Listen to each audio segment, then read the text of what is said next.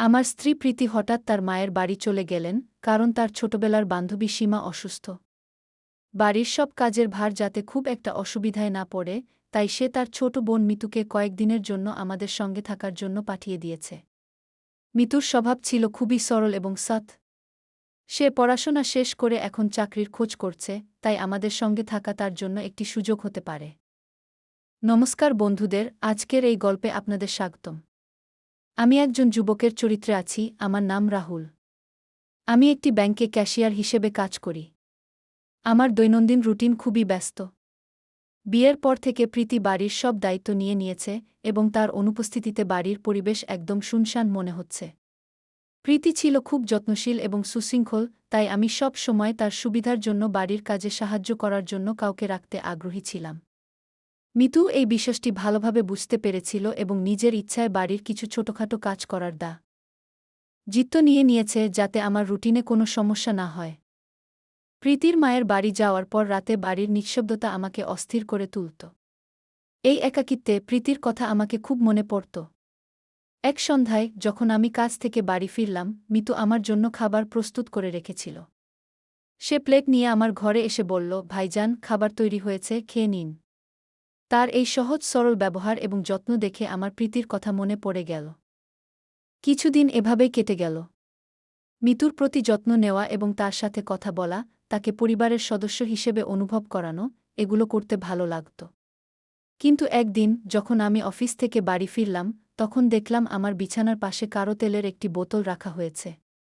প্রথমে আমি গা করেনি, কিন্তু পরের সময় ভাবতে শুরু করলাম, এটা এখানে কেন রাখা হয়েছে।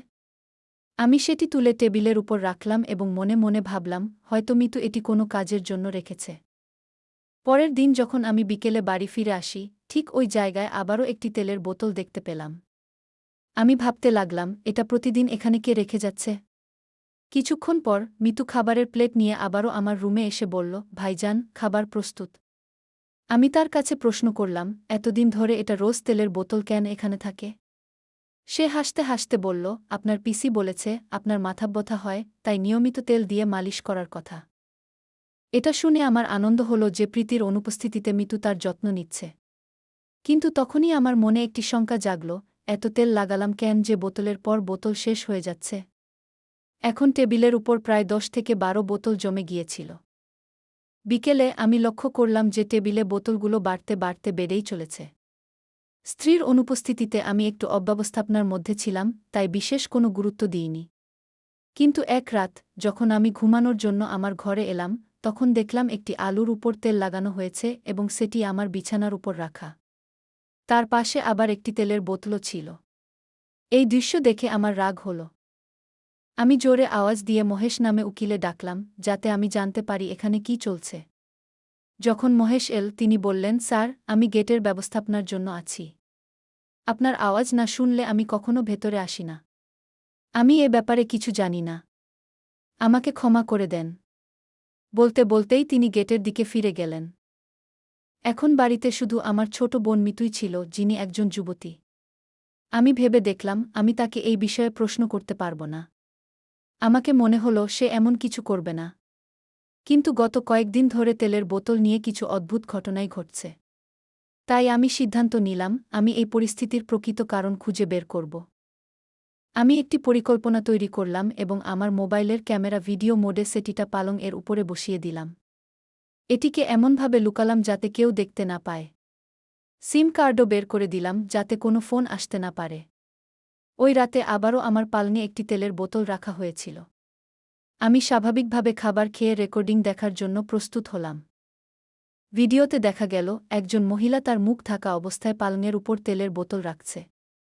কিন্তু তার মুখ দেখা যাচ্ছিল না। আমি ভাবতে লাগলাম, বাড়িতে তো শুধু আমার ছোট বোনই আছে, তাহলে সে কি এমন কিছু করতে পারে। আমার অন্য মন বলল, না, সে তো এমন অদ্ভুত কাজ করবে না। তার ব্যবহার সব সময় সৎ এবং সংযমী ছিল। কয়েকদিন ধরে আমি ক্যামেরা চালু রেখে বাইরে যেতে থাকলাম। কিন্তু প্রতিবার ওই মহিলাটি মুখ ঢাকা অবস্থায় তেলের বোতল রেখে যেত। কখনো কখনো সে গাজরের উপরও কিছু তেল লাগিয়ে রাখত। এক সপ্তাহ কেটে গেল এবং এ সময়ে আমার স্ত্রী প্রীতির পিতামাতার কাছে থাকার জন্য মায়ের বাড়িতে ছিল, যেহেতু তার পুরানো বন্ধু অসুস্থ হয়ে পড়েছিল। সে আমাকে প্রতিদিন ফোন করত, কিন্তু আমি তার ফোনের উত্তরে কিছু বলিনি। এখন আমার জন্য এটি একটি রহস্য উন্মোচনের সময় ছিল। স্ত্রীর অনুপস্থিতি সত্ত্বেও এই তেলের ঘটনা ক্রমশ বৃদ্ধি পাচ্ছিল। আমি অত্যন্ত উদ্বিগ্ন হয়ে পড়েছিলাম, তাই আমি এই রহস্যের সমাধান বের করতে চাইছিলাম। একদিন আমি মিতুকে বললাম, আমি দেরিতে ফিরে আসব। আমি এটাও বললাম, আমার ফোন না করে দরজা খুলবে না। বলার পর আমি চুপচাপ বাড়ির বাইরে চলে গেলাম।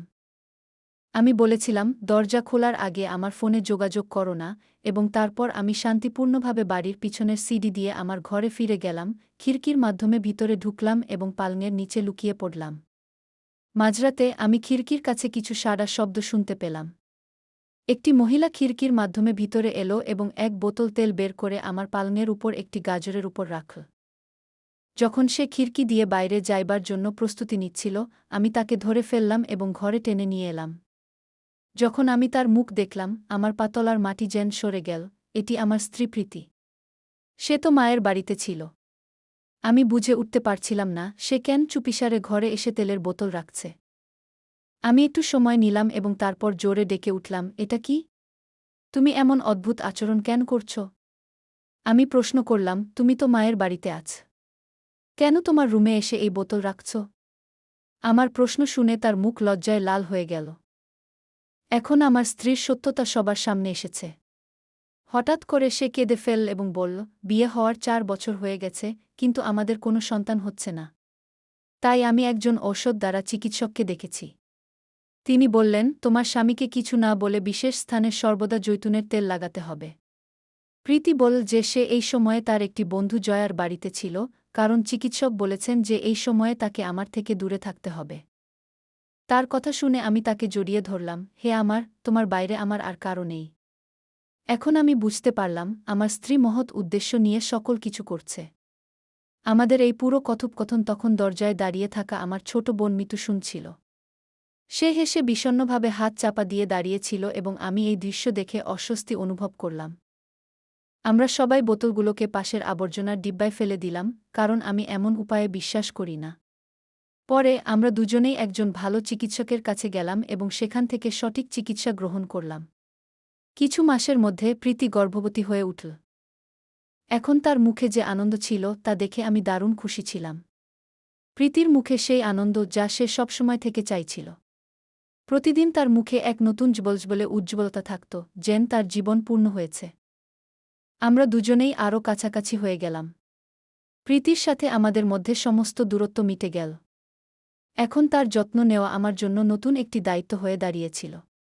প্রতিটি মুহূর্তের খেয়াল রাখা আমার জন্য বিশেষ একটি উদ্দেশ্য হয়ে গেল।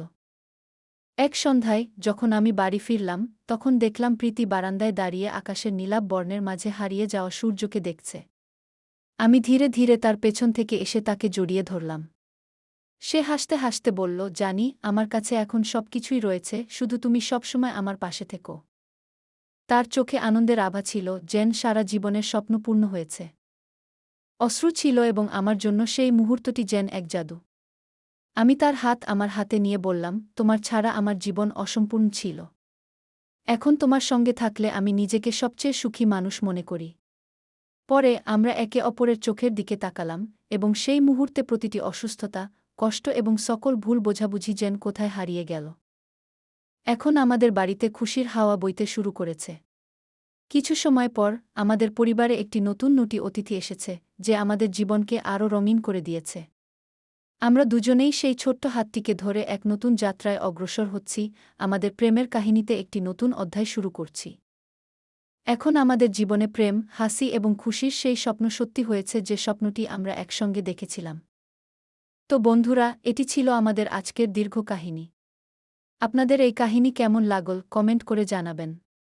যদি এই গল্পটি আপনার ভালো লেগে থাকে, তাহলে এটি লাইক করতে এবং আপনার বন্ধুদের সঙ্গে শেয়ার করতে ভুলবেন না।